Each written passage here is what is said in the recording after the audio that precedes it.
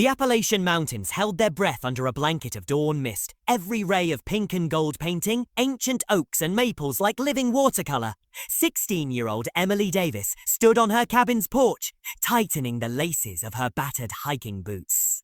The walls behind her, crowded with her own wildlife photos and a detailed drawing of the native bobcat, offered silent encouragement. She breathed in the cool dew-scented air, already alive with the distant trill of unseen birds. But today's chorus felt muted, as if the forest itself was wary, and Emily's heart quickened with a familiar tug of intuition. What if this morning held something more than routine patrols? How far would she go to find out? Sir, today. Kiddo. Iddo. Kiddo. Her father, Mark Davis, emerged from the cabin's warm glow, 2 steaming mugs of hot chocolate in hand. His weathered face broke into a gentle smile as he offered her one. Emily wrapped her fingers around the mug, savouring the sweet steam, and nodded. Lee. He wanted to check the Eastern Trail before school. Something felt off yesterday. Mark's expression tightened. Reports of strange activity had been trickling in. Unmarked vehicles, odd noises, shadows where none belonged. Remember the rules, he warned. Voice low.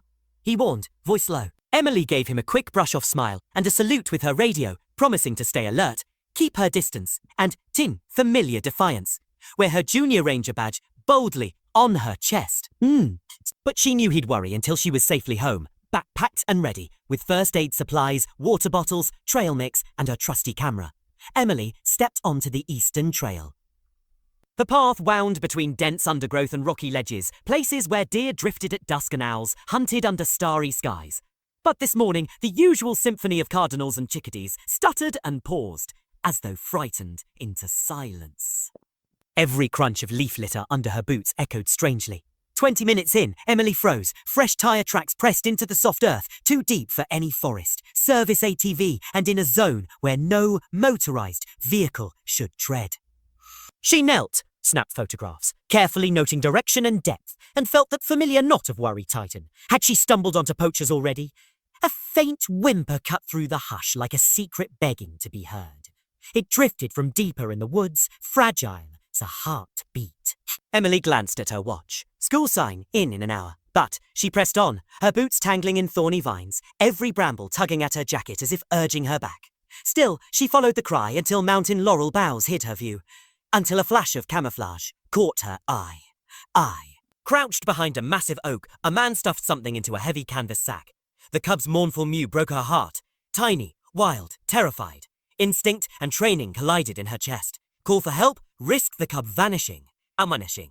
She swallowed, gripped her radio, but then, in one breath, she stepped out, ready to confront a poacher in the heart of the forest.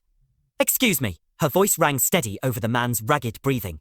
This is a restricted area. Permit? Please. Please. He jerked upright, beard bristling, clutching the sack as though it were a treasure. His eyes darted, calculating. I'm not seeing any signs, he growled, and I'm just out for a walk. Emily gestured at the trailhead's clear warning sign, then at the sack from which another plaintive cry escaped.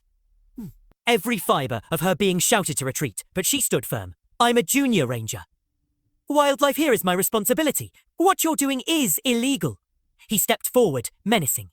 Emily's hand hovered over her radio, heart hammering. Then, almost on cue, her radio crackled. Emily, check in, please. Her father's voice cut through the tension like sunlight through branches. The man faltered. Emily seized the moment, voice rising. Drop the sack and leave, or I call in backup. Forest service and police on the way. For a heartbeat, she thought he'd rush her. Instead, with a curse, he tossed the sack and vanished into the undergrowth. Emily waited, breath held, until every twig snap faded.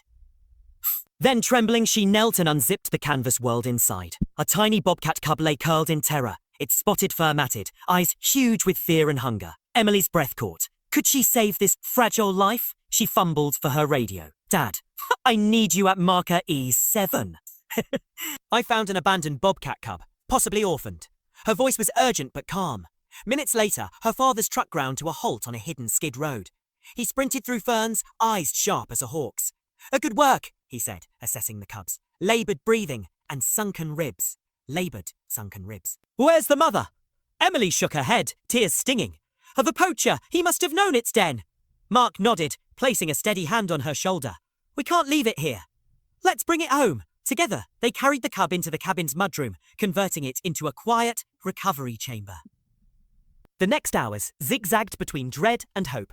On speakerphone, a wildlife vet walked them through formula mixing. Emily and Mark took turns coaxing the cub, now soft-mewing Shadow, to sip water from a bottle wrapped in a clean bandana. Each gentle lick was a small victory.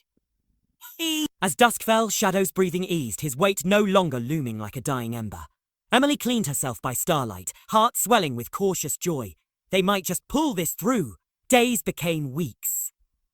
Shadow's first wobbly steps across the mudroom floor were like watching dawn itself, unfurl, hesitant, but full of promise. Emily spent every spare moment by his side, camera clicking softly to document colour, returning to his coat, strength to his limbs. Yet she kept the mood as wild as possible. Dim lights, quiet voices, and even supervised outings in their fenced backyard to hone his hunting reflexes. Through it all, a gentle bond formed, Shadow's golden eyes watching her with wary trust, Emily's heart tethered to the cub's every breath. But beneath the warmth, a steady ache settled. True care would mean letting go. Word of Shadow's rescue rippled through the local community. Newspapers printed Emily's photographs, school assemblies buzzed with her story, and conservation groups took notice. When she stood before her classmates, voice firm, slides of Shadow's recovery flickering behind her, she felt every ounce of fear transmute into purpose. Questions flew. How can we stop poaching? What role can students play? And in every answer, Emily felt the weight of one small cub's life echoing far beyond her cabin door. 4 months after that fateful morning, the vet's final approval arrived. A secluded valley, deep in protected forest, awaited Shadow's return. Emily and Mark rose before dawn, the world hushed and expectant. Mist curled between hemlocks, and the valley lay like an open palm. Emily's fingers trembled around the carrier latch. When Shadow crept out, muscle rippling beneath his spotted fur, time seemed to slow.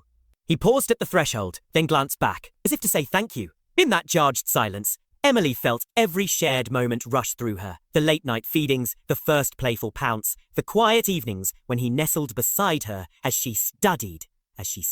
Then, with a sudden dart, Shadow vanished into the green shadow of home. The walk back to the truck was a soft echo of footsteps and lingering tears. Mark laid an arm around his daughter's shoulders. "You did good, kiddo," he said. Emily managed to smile, voice thick. "Do you think he'll be okay?" Mark squeezed her hand. "Oh, thanks to you, he has his best chance." And as they drove away, Emily carried with her more than memories. She carried hope that Shadow's leap back into wildness would ripple outward, inspiring others to guard the fragile threads that bind us to nature. In the months that followed, Emily channeled her passion into action. She founded a student conservation group, lobbied for tougher anti-poaching patrols, and spent weekends educating hikers about wildlife etiquette. Though her heart ached for Shadow's company, she learned that true compassion sometimes meant letting go. So, a year later, during a routine patrol on the Eastern Trail, she froze at fresh bobcat tracks in the mud. Sunlight filtered through laurels onto a clearing where an adult bobcat, Shadow grown, watched her with familiar golden eyes.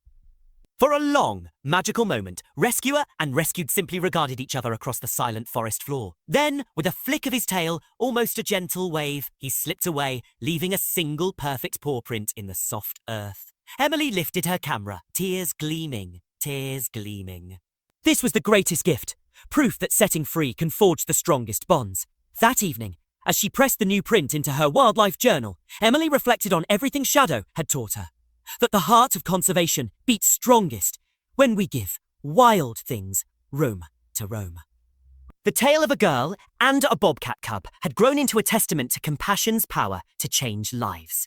And somewhere, in the vast sweep of trees she loved, a golden-eyed bobcat continued to roam, living proof that an act of kindness, no matter how small, can echo through generations, shaping hearts and habitats alike.